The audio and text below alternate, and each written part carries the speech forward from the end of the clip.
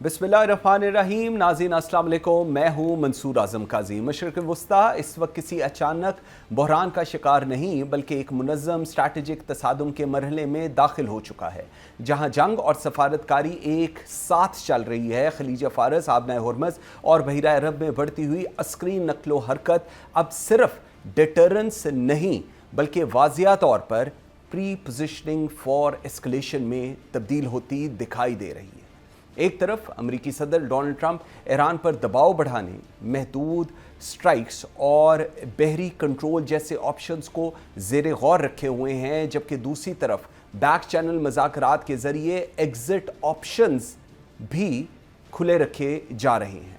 दूसरी तरफ ईरान वाज़िया पैगाम दे रहा है कि किसी भी दबाव का जवाब रवायती नहीं बल्कि एसिमेट्रिक एस्केलेशन की सूरत में दिया जाएगा, और खित्ते में अमरीकी मफादात और अड्डों को भी गैर महफूज करार दिया जा रहा है। इस पूरी सूरत हाल का मरकज़ी नुक्ता एक ही है, आबनाए हुर्मुज़, जहाँ से दुनिया की तकरीबन 20% तवानाई सप्लाई गुजरती है और जो अब सिर्फ एक समंदरी रास्ता नहीं बल्कि ग्लोबल लेवरेज पॉइंट बन चुकी है। तेल की कीमतों में इजाफा इस बात का इशारा है कि मार्केट्स इस कशीदगी को हकीकी ख़तरा समझ रहे हैं, जबकि चीन, रूस और दीगर आलमी ताकतों की बढ़ती हुई सफारती सरगर्मियाँ वाज़िया करती हैं कि यह बहरान अब सिर्फ ईरान और अमेरिका के दरमियान नहीं बल्कि एक मल्टी लेयर्ड ग्लोबल कॉन्टेस्ट में तब्दील हो चुका है। इस दौरान पाकिस्तान की जानिब से ईरान के लिए गवादर और कराची बंदरगाहों को खोलने का ऐलान ये महज इक्तसादी फैसला नहीं बल्कि कैलकुलेटेड रीजनल पोजीशनिंग भी हो सकता है।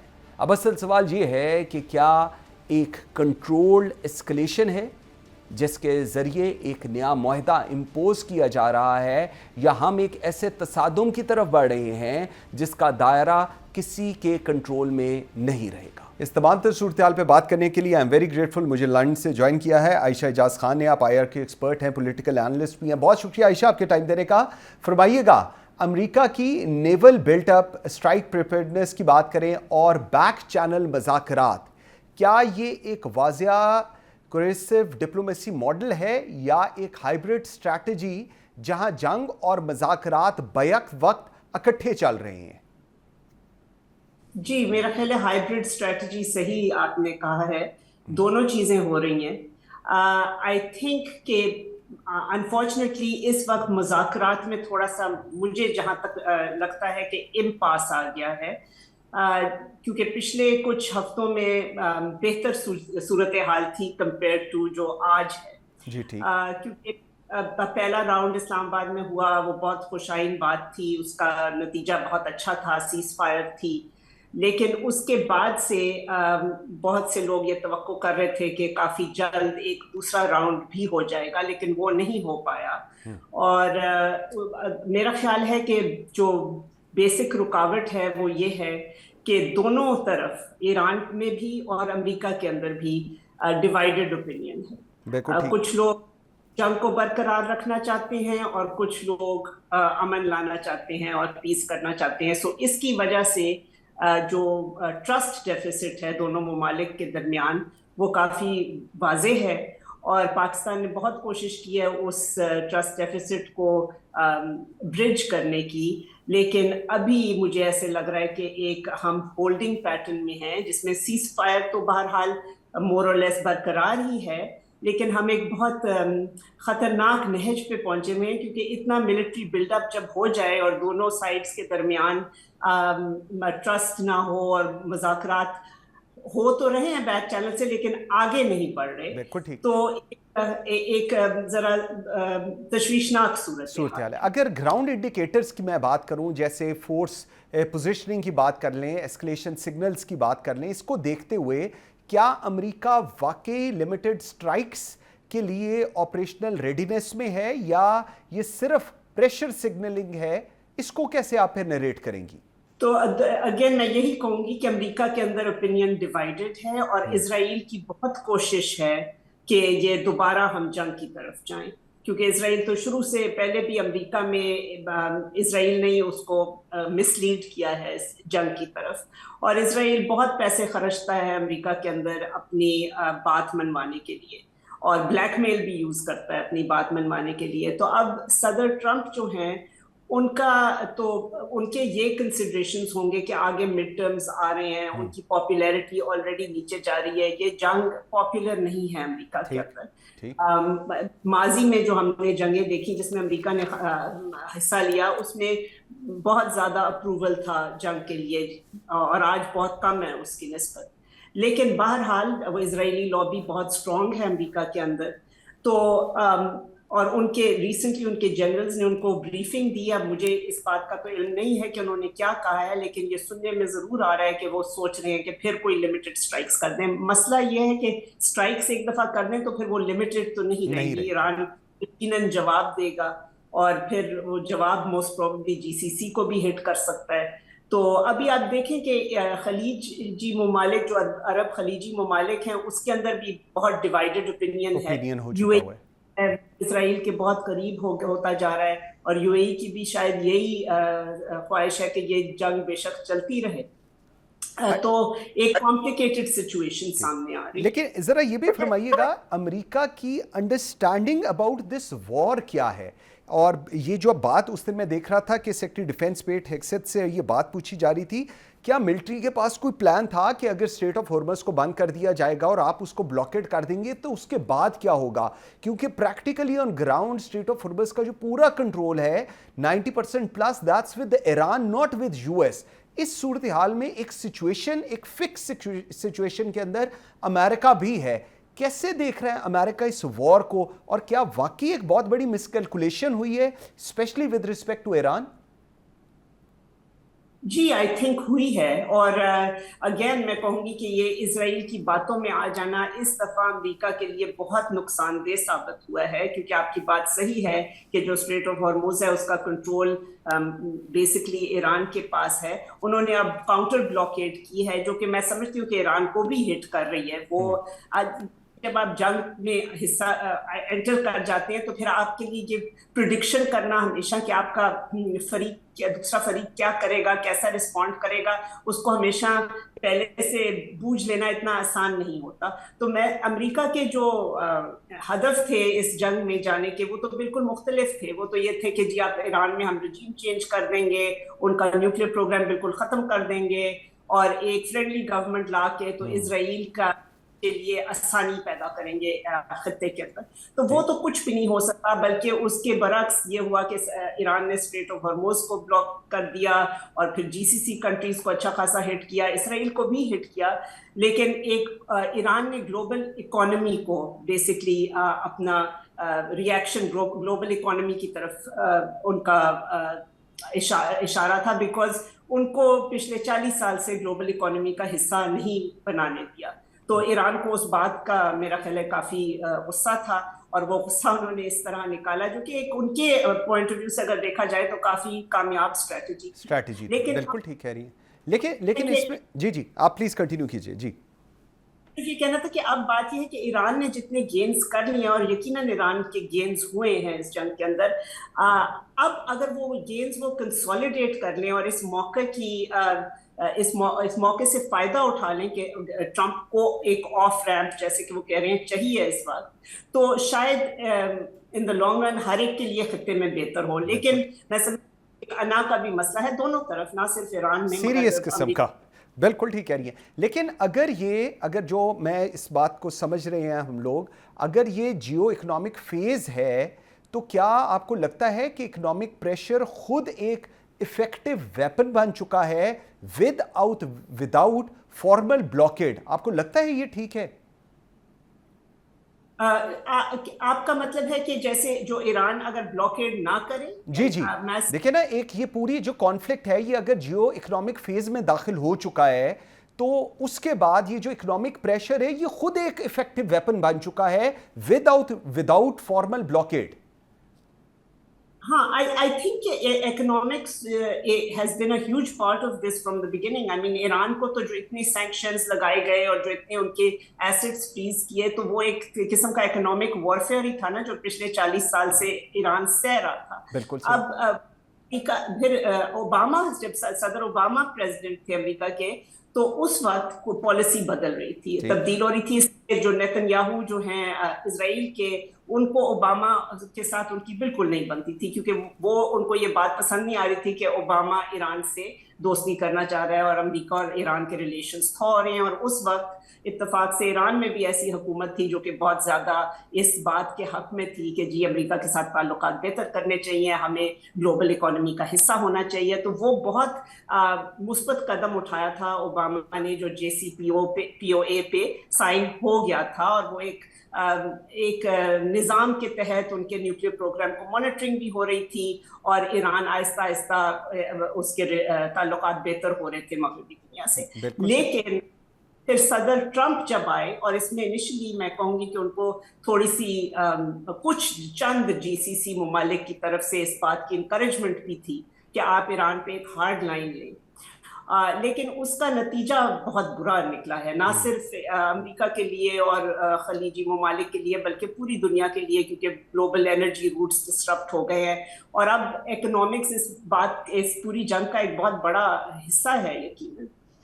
दोनों तरफ भी जब उन्होंने भी जो हिट किया है वो इकोनॉमी पे किया है, और ये भी जो आइंदा सोच रहे हैं, एक सोच ये भी है अमेरिका के अंदर के दोबारा किनेटिक वॉर की तरफ ना जाएं, लेकिन ईरान इकोनॉमिकली स्क्वीज करें। लेकिन अगर ईरान का, अमेरिका की तरफ से तो ये एक है वहाँ पर माइंडसेट, लेकिन अगर ईरान का बैक वक्त हम देखते हैं सख्त बयानियाँ भी है, महदूद सफारती इंगेजमेंट भी है, तो क्या ये एक कैलकुलेटेड ड्यूल ट्रैक स्ट्रैटेजी है जिसका मकसद टाइम गेन करना है, या जो एक प्रॉक्सी नेटवर्क है उसको मजीद स्ट्रेंथन करना है? इन दोनों में से आप किसको ज़्यादा वैल्यू करती हैं?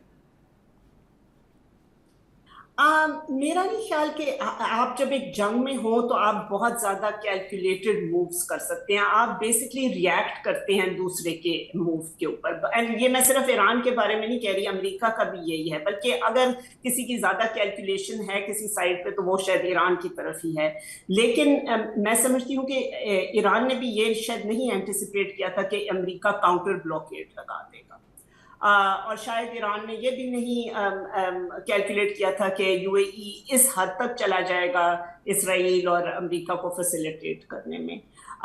तो मैं समझती हूँ कि बहुत ज़्यादा कैलकुलेशंस शायद इन्वॉल्व नहीं हैं। बेसिकली इस वक्त रिएक्शनरी मूव्स ही हो रही हैं, और हर मुल्क के अंदर डिवीजन है ओपिनियन का कि किस तरह इसको डील करना चाहिए। अगर इस डिफरेंट ममालिक की बात करें, रूस की बात करें, चाइना की बात करें, या जो दीगर बड़ी ताकतें हैं, इनकी बढ़ती हुई जो सफारती सरगर्मियां हैं, क्या ये आपको लगता है कि इंडिकेटर हैं कि जो कॉन्फ्लिक्ट है अब वो बायलैटरल नहीं रहा, एक ग्लोबल स्ट्रैटेजिक कंपटीशन का हिस्सा बन चुका हुआ है? Do you agree with that? Ji, I think that's very much true. क्योंकि आप ये पिछले जो अब्बास अरागची साहब जब इस्लामाबाद आए तो उसके बाद वो मस्कत भी गए, वो मॉस्को भी गए।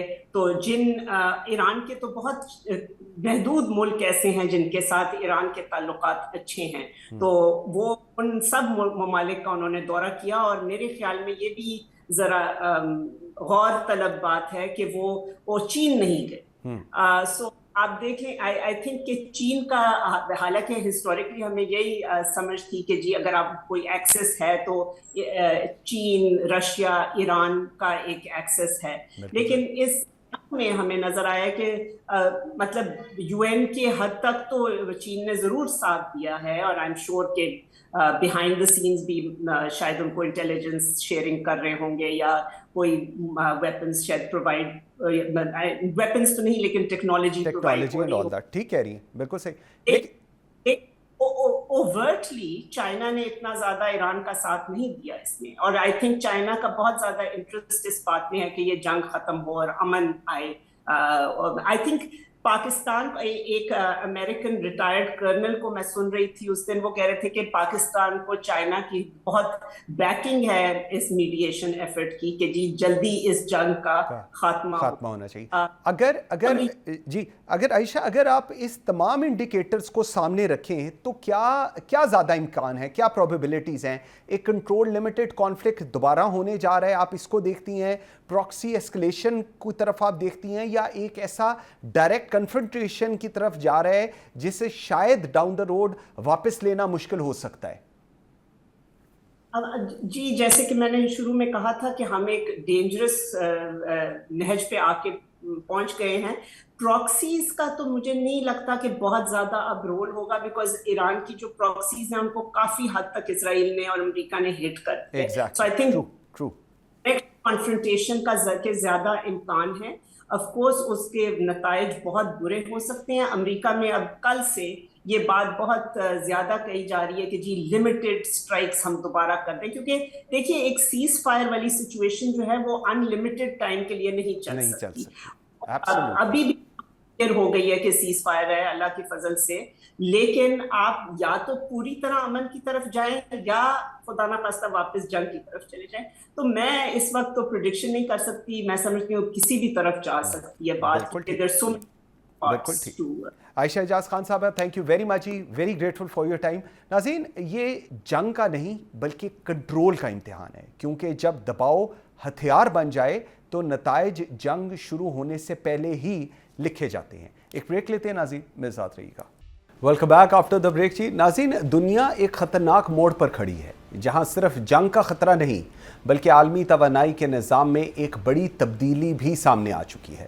متحدہ عرب امارات کا اوپیک اور اوپیک پلس سے اخراج اس بات کا واضح اشارہ ہے کہ خلیجی ممالک اب کلیکٹیو انرجی فریم ورک سے نکل کر انڈیپینڈنٹ اسٹریٹجک ڈائریکشن کی طرف بڑھ رہے ہیں. ناظرین، یہ پیش رفت ایک ایسے وقت میں سامنے آئی ہے جب آبنائے ہرمز، جہاں سے دنیا کا تقریباً 20% تیل کی ترسیل ہوتی ہے، شدید کشیدگی کا مرکز بنی ہوئی ہے، اور یہی وہ چوک پوائنٹ ہے جہاں عالمی معیشت کی نبض چلتی ہے. امریکہ ایران کو جوہری طاقت بننے سے روکنے کے لیے دباؤ بڑھا رہا ہے، جبکہ ایران اس گزرگاہ کو اکنامک لیوریج کے طور پر استعمال کرنے کی پوزیشن میں کھڑا ہے. تیل کی قیمتوں کا $100 سے اوپر جانا اس بات کا واضح اشارہ ہے کہ مارکیٹس اس بحران کو حقیقی خطرہ سمجھ رہی ہیں، اور اسی دوران پاکستان کا ایران کے لیے گوادر اور کراچی بندرگاہیں کھولنا ایک اہم ریجنل سگنل بن چکا ہے.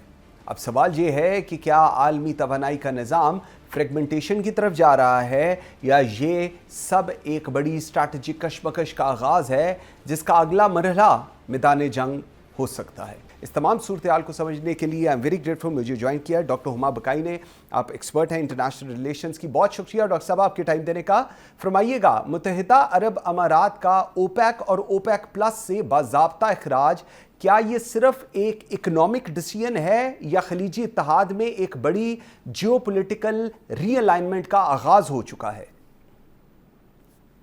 جی میرے خیال ہے اشارہ تو یہی ہے کہ جو وہاں کا آرکیٹیکچر ہے، سیکیورٹی آرکیٹیکچر بالخصوص، اور پھر ایونچولی وہاں کا جیو پولیٹیکل آرکیٹیکچر اور فائنینشیل آرکیٹیکچر، اس میں فریکچرز آئے ہیں، اس میں دراڑ پڑی ہے، اور یہ اس کا بالکل واضح عکاس ہے.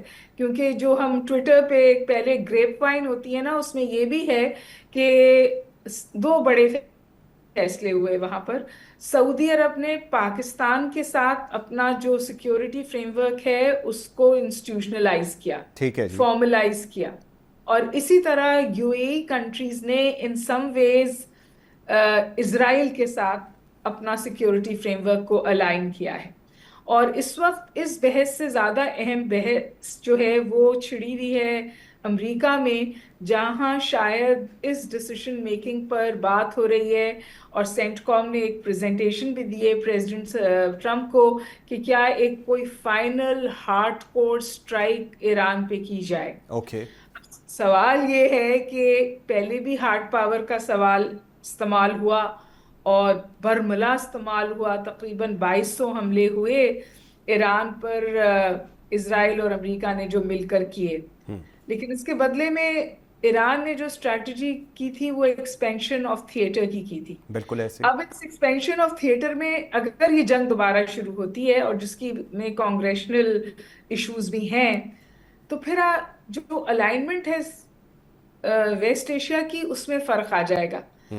پہلے جب ایران پلٹ کے حملے کرتا تھا تو وہ سعودی عرب پہ بھی کرتا تھا، کیونکہ سعودی عرب میں اڈے تھے جہاں سے حملے کیے جاتے تھے. اب دیکھنا یہ ہے کہ کہاں سے حملے کیے جائیں گے اور کس طور پھر ایران جواب دے گا، کیونکہ ایران ڈپلومیسی میں انگیج تو ہے، لیکن وہ جیسے ہمیشہ کہا تھا کہ جی میں جو निगोशिएटिंग टेबल है उस पर सरेंडर डॉक्यूमेंट साइन नहीं करूंगा, उस पर वो बिल्कुल वाजे जमा हुआ है। बिल्कुल वैसे ही है। अच्छा लेकिन डॉक्टर साहब रीअलाइनमेंट सिर्फ वेस्ट एशिया में नहीं हो रही मंसूर, रीअलाइनमेंट शायद रीजनली और जगह भी हो रही। अच्छा मुझे जरा थोड़ा सा, मैं उससे थोड़ा सा डेविएट हो रहा हूँ, लेकिन I want to ask this thing, जंग कौन जीत रहा है? अमेरिका जीत रहा है, ईरान जीत रहा है? क्योंकि अगर हम स्ट्रेट ऑफ हॉर्मज की बात करें, जो लाइफलाइन है वो ईरान ने बंद की हुई है और ब्लॉकेड यूएस की तरफ से आया हुआ है, तो वहाँ से जब चीज़ें जाएंगी नहीं तो यूएस के ब्लॉकेड का क्या फ़ायदा होगा? ये एक डिबेट यूएस के अंदर भी अब शुरू हो गई हुई है। आप क्या इसको देख रही हैं? ये जंग कौन जीत रहा है बेसिकली? जब आप ये फैसला ना कर सकें एज अ कॉन्फ्लिक्ट ऑडियंस कि जंग कौन जीत रहा है, तो हालात ज्यादा खतरनाक होते हैं। ट्रू। एक कंसेंसस ये है कि ऑन अ स्ट्रेटेजिक लेवल जंग ईरान ने जीत ली है। ठीक। कौन सोच सकता था कि 3 महीने तक ये कॉन्फ्लिक्ट तकरीबन स्ट्रेच करेगा? कौन सोच सकता था कि जी कॉन्वर्सेशंस होंगी between Iran and Saudi Arab directly इस हवाले से कि जंग को किस तौर खत्म किया जाए? एग्जैक्टली। तो जो ईरान है ना, उसने अपना गेम अप किया है। It is back in the game, it is back on the negotiating table. इस बहुत सारी बातों में जो डिस्कशन में सिचुएशन नहीं आ रही है, वो इजराइल है जिसने जंग शुरू भी कराई, जिसने अमेरिका को भी इस जंग में घसीटा और आज भी शायद फैसलों पे इस तौर असरअंदाज हो रहा है कि मुस्तकिल जो सीज फायर है लेबनान में उसकी वो खिलाफ वर्जी कर रहा है।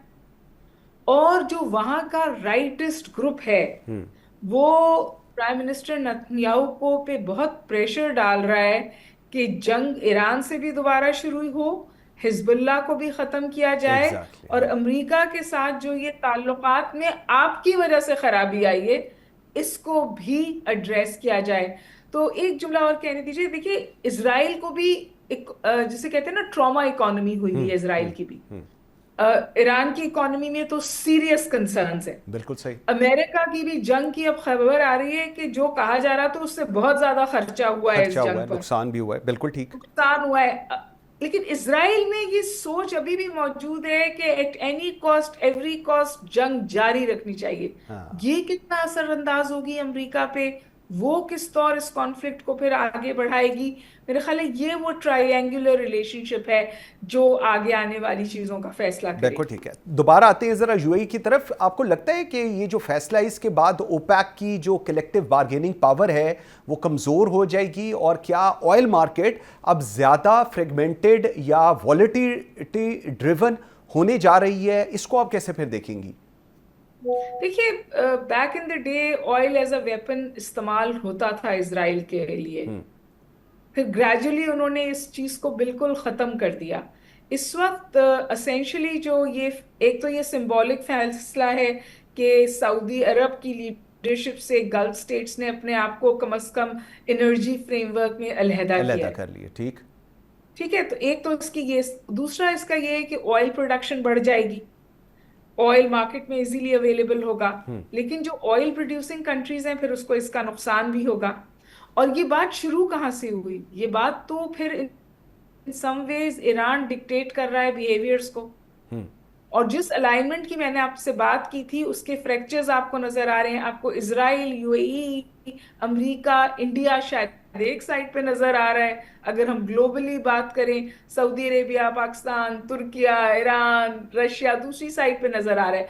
अभी ये फॉर्मल जो अलायंसेस की फॉर्मेशन है ये जेल नहीं की है, ये क्रिस्टलाइज नहीं की है। और अभी भी मेरा दिल चाहता है मैं ये समझूं कि diplomacy still has a chance. लेकिन अगर आप इरानियन डिस्कशंस को सुने और वहाँ के लोगों से बात करें तो वो कह रहे हैं कि हाँ हम डिप्लोमेसी का इस्तेमाल भी चाहते हैं लेकिन हम अमेरिका पे भरोसा नहीं कर सकते। डॉक्टर साहब जरा फरमाइएगा, क्या फिर ये मैं समझने में हक बजानिब हूँ कि एक इंडिपेंडेंट स्ट्रैटेजिक पोजीशनिंग इख्तियार की गई है और इसका लॉन्ग टर्म अलायंस शिफ्ट की तरफ इशारा है? क्या ये हम देखेंगे अब डाउन द रोड?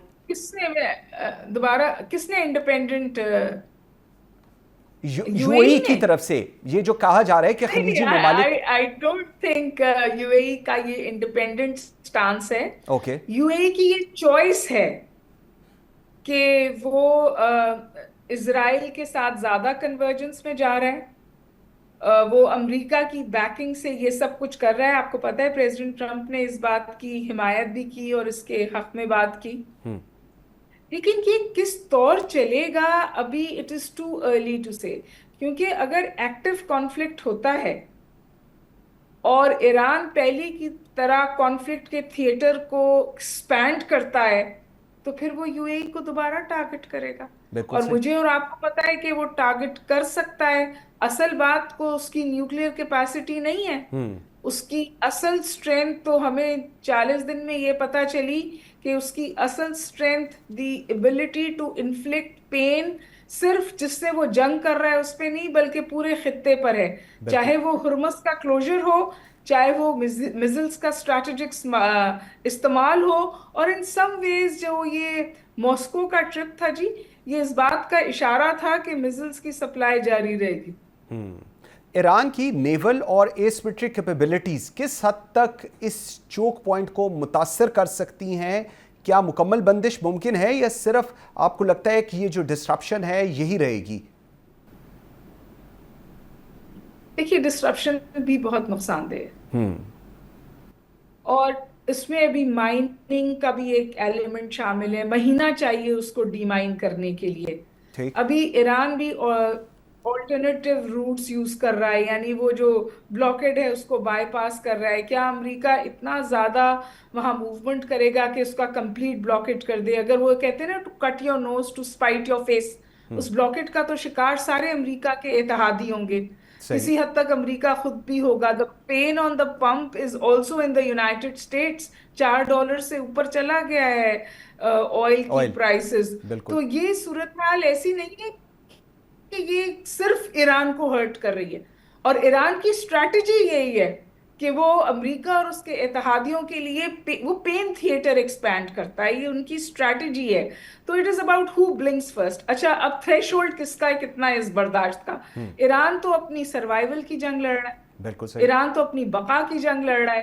امریکہ ہمیشہ کٹ اینڈ رن کرتا رہا ہے، افغانستان سے بھی کٹ اینڈ رن کیا تھا.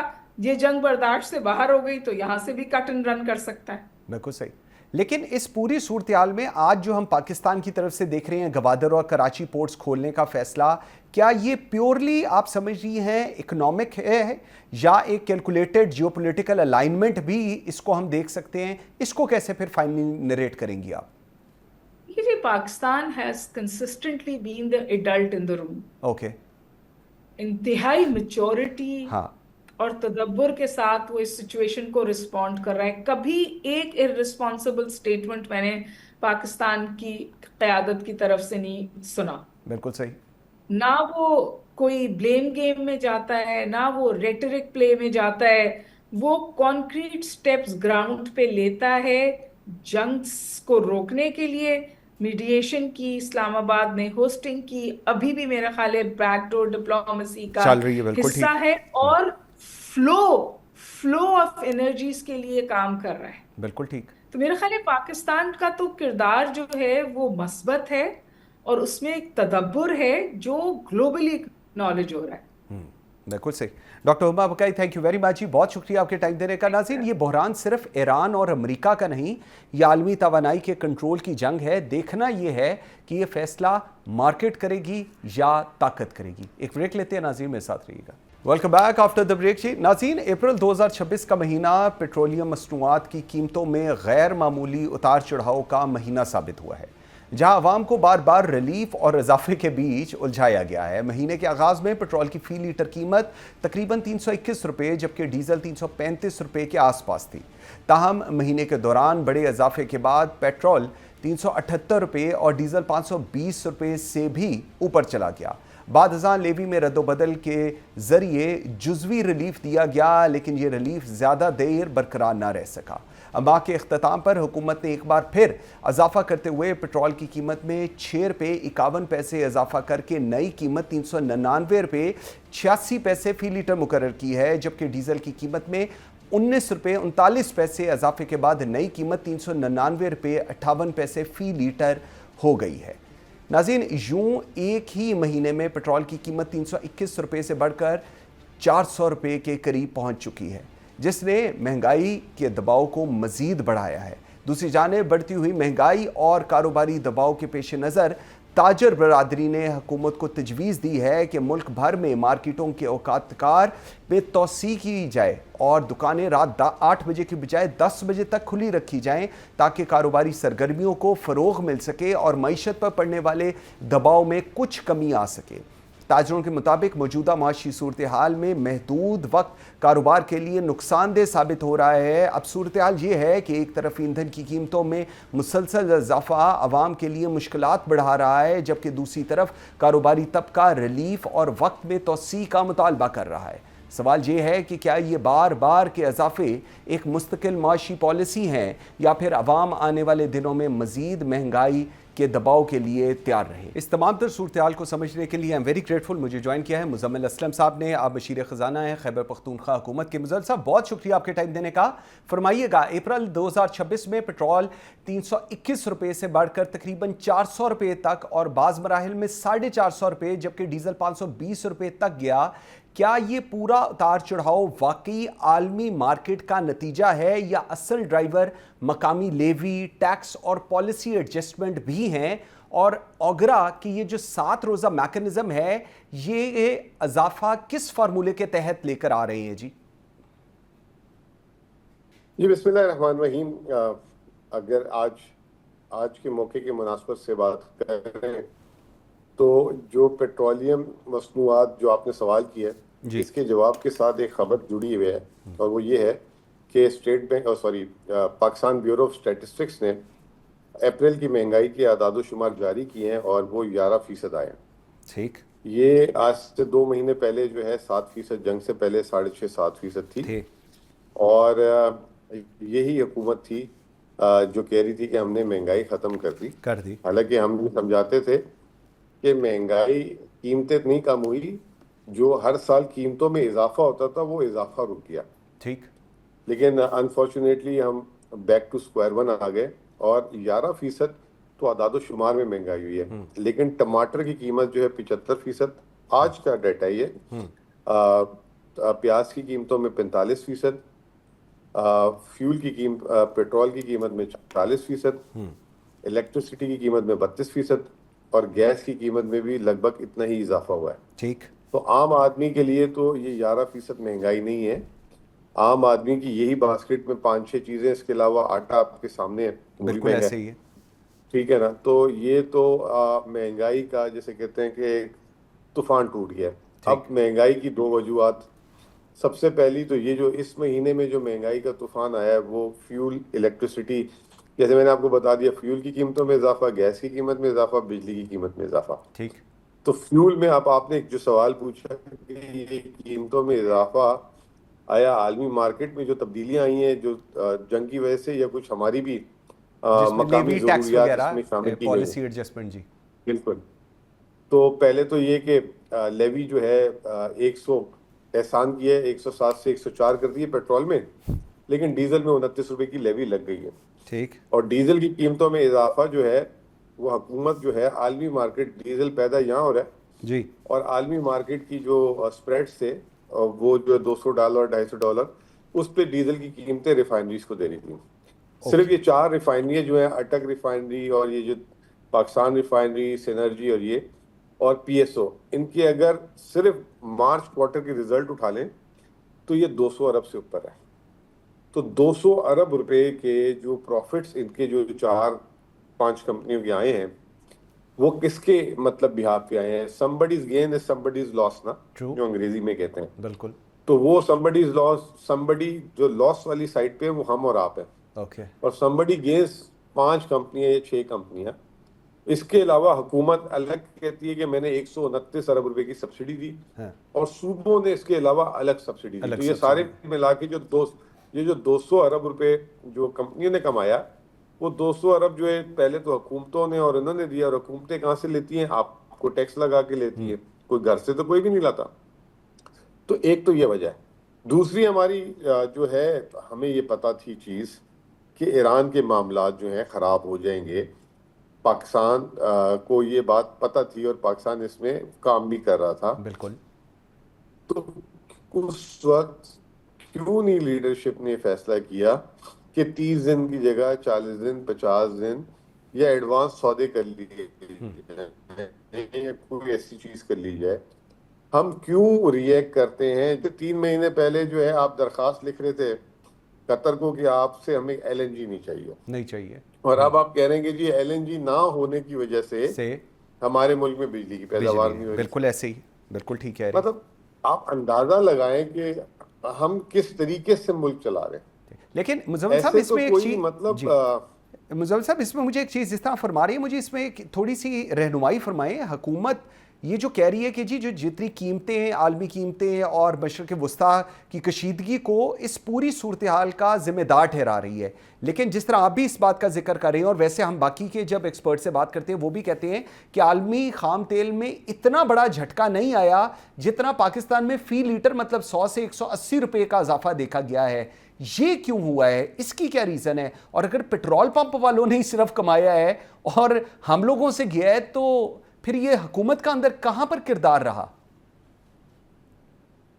دیکھیں بات یہ ہے کہ حکومتوں کا کام یا ہوتا ہے کہ شوق کو ایبزارب کرنا. حکومتوں کا کام نہیں ہوتا کہ شوق لگتے ہی جو ہے نا آپ ہمیں شوق دے دیں, ٹھیک ہے نا, الیکٹرک شوق دے دیں. تو عالمی مارکیٹ میں اس سے کوئی انکاری نہیں ہے کہ قیمتیں نہیں بڑھی.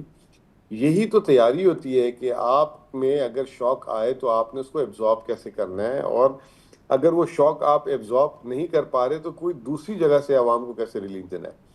یہاں پہ تو میں آپ کو بتا رہا ہوں نا کہ پیٹرول کی قیمتوں کے ساتھ لاک ڈاؤن لگا دیا گیا. آپ کے سامنے ہے کہ جی پہلے تو Islamabad for some other peace reason کے لیے بند کیا انہوں نے. اب حکومت کے تخمینہ ایک دفعہ PTI اسلام آباد میں اپہیا جام ہڑتال کی کال دی تو موجودہ وزیر خزانہ نے ایک پریس کانفرنس کی اور انہوں نے کہا کہ ایک دن کی اگر اسلام آباد بند ہوتا ہے تو ملک کا 190 ارب کا نقصان ہوتا ہے. اب آپ بتائیں کہ 190 ارب کو 10 سے ملٹیپلائی کر دیں, 10 دن بند رکھا اسلام آباد پنڈی. اس وقت میں نے کہا تھا غلط نمبر دیا انہوں نے, لیکن اب میں کہوں گا کہ جب انہوں نے دیا تو ٹھیک ہی ہوگا. تو 1900 ارب روپے کا نقصان. ایک طرف آپ کہتے ہیں ہمارے پاس کھانے کو پیسے نہیں, IMF سے ہم قرض لینا ہے, دوسری طرف جو ہے آپ ٹھیک ہے مہمان نوازی کرنی ہے, جو بھی کرنا ہے, آپ ایک چھوٹا ایریا کارڈن آف کر دیں. آپ نے دڑا دڑ سارا کچھ بند کر کے ایسے بیٹھے ہوئے جیسے کہ پتہ نہیں وہ جو ہے نا پرانے زمانے میں نہیں کسی گھر میں شادی ہوتی تھی تو پورے مہینہ لوگ کام کا چھوڑ کے جو ہے نا گھروں میں بیٹھ جاتے تھے. اسی کے وہی کیا ہم نے, تو وہ جو ہے وہی ہم نے کام کر دیا. ٹھیک ہے, تو کہنے کا یہ مطلب یہ ہے کہ آپ اپنی ریسورسز کو ویسٹ کرتے ہیں, آپ کے پاس پلاننگ نہیں ہے. اب آپ کو کیا سب کو نہیں پتا کہ اپریل میں گرمیاں آ جاتی ہیں, ایگزیکٹلی اس کے لیے ہمیں جو ہے بجلی بنانے کے لیے کیا کرنا چاہیے. ڈیم جو ہے تھوڑی دیر بعد چلتے ہیں, مئی جون میں چلتے ہیں, کیونکہ اس سے پہلے فصل کٹنی ہوتی ہے, ویٹ وغیرہ کی پانی نہیں چھوڑ سکتے. تو یہ پتہ نہیں انٹیگریٹڈ اپروچ نہیں ہے. ہم ایک بالکل ہی جسے کہتے ہیں نا بیکورڈ سے بیکورڈ ہوتے جا رہے ہیں. لیکن مزمل صاحب اس میں ڈیزل, جس کی اگر میں بات کروں, ڈیزل جو معیشت کی بیک بون ہے, اگر 520 روپے تک جا کر دوبارہ 399 پر آتا ہے, مجھے سمجھائیں کیا حکومت کے پاس کوئی ڈیفائنڈ پرائس بینڈ یا سٹیبلائزیشن فریم ورک موجود ہے, یا قیمتیں مکمل طور پر جس طرح میں آپ کی بات سمجھ سک رہا ہوں ایڈ ہاک فیصلوں پر چل رہی ہیں؟ اس کو آپ کیسے نریٹ کر رہی ہیں پھر؟ جی پہلی بات تو یہ کہ حکومت نے اپنی غلطی مان لی کہ ہم ڈیزل کی جو, کیونکہ ڈیزل کی پیداوار 50 سے 70% پاکستان میں ہوتی ہے, باہر سے خام تیل لاتے ہیں. بالکل ٹھیک. تو حکومت نے پہلی غلطی مان لی کہ ہم نے 2002 کا جو ایک فارمولا دیا تھا اسی پہ ہم نے جو ہے وہ کر دیا, جو میں نے جس کا آپ کو حساب بھی دے دیا 200 ارب روپے سے اوپر کا منافع ان 3-4 کمپنیوں کے تھا. بالکل صحیح. تو حکومت نے وہ مان کے اس میں پھر ریویو کر کے جو پچھلے سے پچھلے ہفتے 100 روپے ڈیزل کم کیا تھا, آپ کو یاد ہوگا, ٹھیک ہے نا. بالکل. تو یہ تو اب اس ہفتے 19 روپے بڑھا اور پچھلے ہفتے 28 روپے بڑھا ہے, تو یہ کل ملا کر جو ہے سمجھ لیں 50 روپے بھی بڑھا ہے, ورنہ تو 350 پہ لے آئے تھے, 350-60 پہ لے آئے تھے. ٹھیک ہے. تو پہلی تو انہوں نے غلطی جو ہے 6 ہفتوں کے بعد اپنی مانی. اس وقت تک جو ہے پانی سر سے گزر چکا تھا. اب یہ اس کے بعد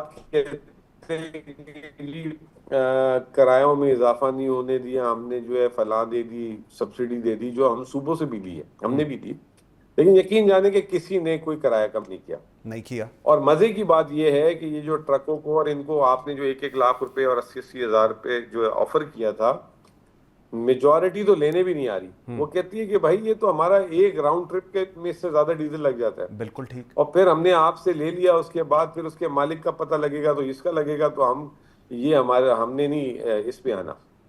تو وہ کتنی, وہ بھی پھر جو ہے آپ ناکام ہو گئی چیز. میں یہ سمجھتا ہوں آئیڈیل یہ تھا, اگر ناگزیر تھی قیمتیں بڑھانا, 2 منٹ کے لیے میں کہتا ہوں ناگزیر تھا. اب یہ کہتے ہیں کہ اب لیوی بھی ناگزیر ہوگی کیونکہ IMF کو ہم نے نہیں وہ کر سکتے انکار.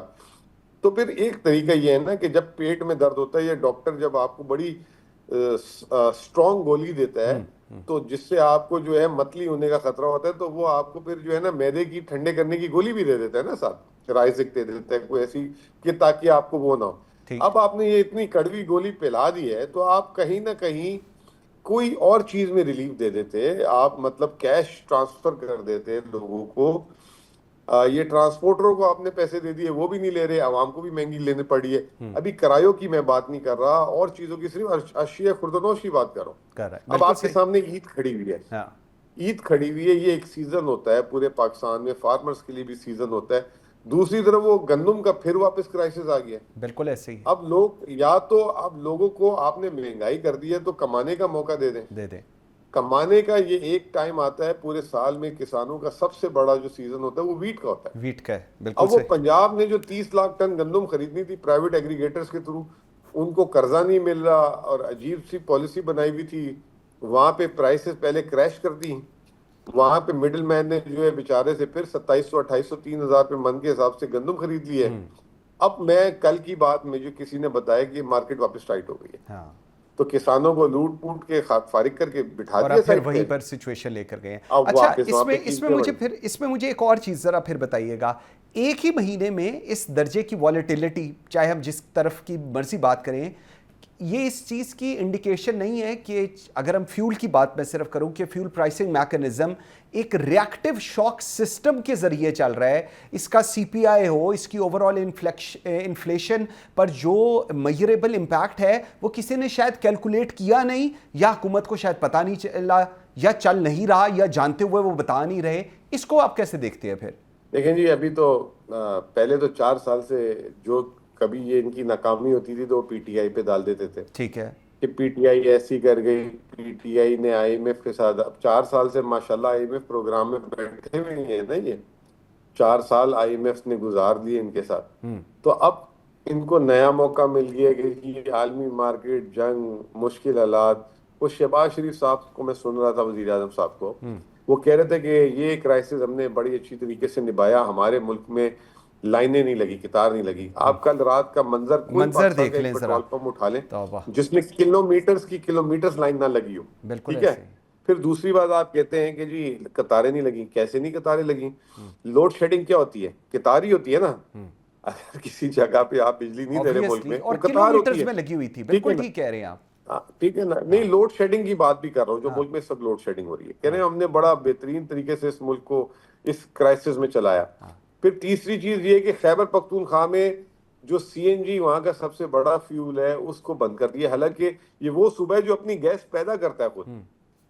ٹھیک ہے نا. نااہلی کی انتہا دیکھیں, وہاں کے لوگ ویسے پریشان ہیں, ادھر آپ نے CNG بند کر دی. اور ٹھیک ہے نا, کہتے ہیں جی بجلی پیدا کرنی ہے, بجلی والے کہتے ہیں ہمیں بجلی نہیں مل رہی. جنہوں نے سولر لگایا ہوا تھا وہ انہوں نے سولر اس لیے لگایا ہوا تھا کہ ان کے گھر بجلی آئے گی. نیٹ میٹرنگ, گرین میٹر لے لیا, لوڈ شیڈنگ کی وجہ سے سولر بھی نہیں چل رہے گھر پہ. بالکل ایسے ہی لوگوں کے لیے تو جسے کہتے ہیں کہ زندگی کی بنیادی سہولیات جو ہے نا ایک لگژری ہوگی اس ملک میں. بالکل ٹھیک کہہ رہے ہیں. مزمل اسلم صاحب, تھینک یو ویری مچ, بہت شکریہ آپ کے ٹائم دینے کا. ناظرین, مجھے ساتھ ہی جوائن کر رہی ہیں ریحان حنیف صاحب, آپ پریزیڈنٹ ہیں Karachi chamber of commerce and industries کے. ریحان صاحب بہت شکریہ آپ کے بھی ٹائم دینے کا. ریحان صاحب فرمائیے گا, مارکیٹوں کو 8 بجے بند کرنے کی پالیسی کے خلاف تاجر برادری 10 بجے تک توسیع مانگ رہی ہے. حکومت کہتی ہے کہ اس وقت جو کرائسس ہیں اس کو جلدی بند کرنا چاہیے, لیکن بزنس کمیونٹی یہ کہہ رہی ہے کہ ہمارا بہت نقصان ہو رہا ہے. کیسے دیکھ رہے ہیں آپ اس پوری صورتحال کو؟ دیکھیے, جس وقت یہ فیصلہ ہوا تھا چیف منسٹر ہاؤس میں, میں بھی وہاں پہ تھا, اور میں نے اس رائے سے اتفاق کیا تھا کہ 8 بجے کی جو گورنمنٹ کی, فیڈرل گورنمنٹ کی طرف سے تجویز آئی تھی وہ بالکل ٹھیک ہے. ہمیں 8 بجے مارکیٹیں بند کر دینی چاہیے, اور ریسٹورنٹس اور شادی ہال پہ 11 بجے کی بات ہوئی تھی.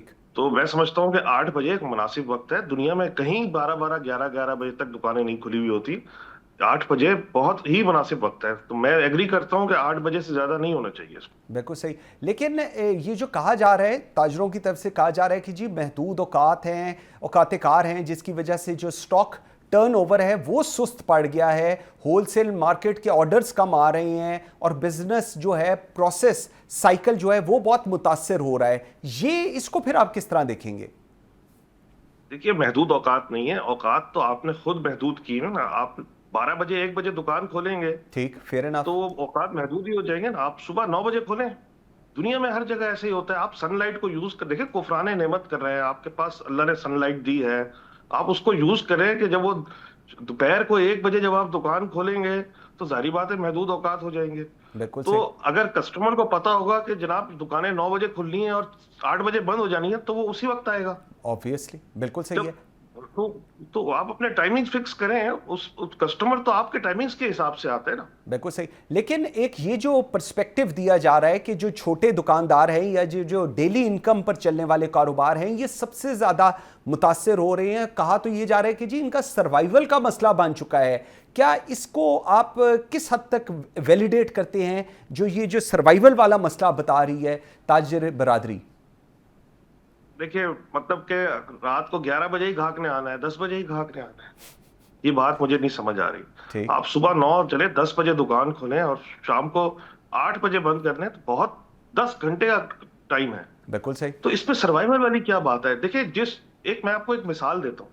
اگر آپ نے کسی ڈاکٹر کو دکھانا ہے، اگر وہ شام کو 6 بجے بیٹھتے ہیں تو آپ صبح 4 بجے تو نہیں چلے جاتے نا، آپ ان کی ٹائمنگ کے حساب سے جاتے ہیں. بالکل ٹھیک. اگر کسٹمر کو پتا ہے کہ بھائی مارکیٹیں 8 بجے بند ہو جانی ہے تو اس نے 8 بجے سے پہلے آ جانا ہے آپ کے پاس. اگر اس کو پتا ہوگا کہ دوپہر 1 بجے سے پہلے دکان کھلنی نہیں ہے تو وہ آتا نہیں ہے. اگر اس کو پتا ہو کہ صبح 10 بجے دکان کھل جانی ہے تو صبح 10 بجے کسٹمر آنا شروع ہو جائے گا آپ کے پاس.